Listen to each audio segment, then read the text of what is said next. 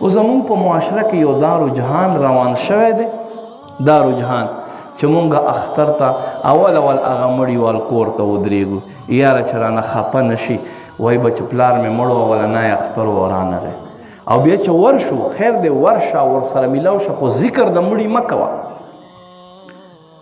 دا مور ته چې ستا سره په دغه کې شریک شوی بس ورشه ورسره کښېنه گپ شپ ولګوه، او چې ته ورته وایې چې یاره دا خو د پلاره ولنی کالو، ما وایي چې ورشه خامخا، نو ګورې دا ګناه کار دی. دا به یو داسې وخت بیا راشي چې زمونږ په معاشره کې به دا خلک فرض سمجاو کوي. نو شریعت اسلام په داسې کارونو کې منع کړی ده. او دقسې زمونږ په دې ودونو کې چې کوم رسمونه دي، یو رسم دی ما طرف یو چې دی شریعت حقوق دي.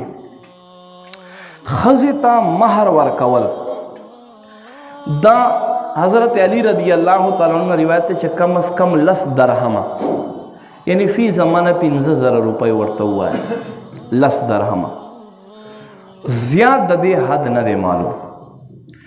دا حق چې دی صرف او صرف د دې زنانه دی چې د دې د شرمګاه مخصوص قیمت ادا کیږي. اوس چا پلار هم دا نشي خاص کولای چې یاره ښځې ته به دومره ورکوئ یا به دومره ورکوئ، دې نه به زیات نه ورکوئ، چا پلار هم نشي خاص کولی. ولې حضرت عمر رضی الله تعالی عنہ په زمانه کې څه نکاحونه چې هغه کم شول، نو ده تپوس وکړه چې دا نکاحونه ولې کم شول؟ نو چا ورته وایي چې علیجا ځکه کم شول چې ښځې خپل مهر ډېر زیات یادوي.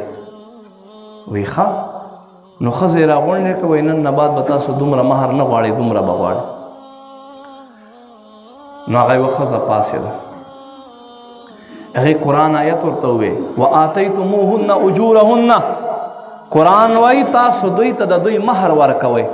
ته څوک یې عمر چې ته موږ دپاره خاص کوې؟ الله موږ ته په دې کې اجازت راکړی دی، نو ته موږ ته نشې خاص کولی.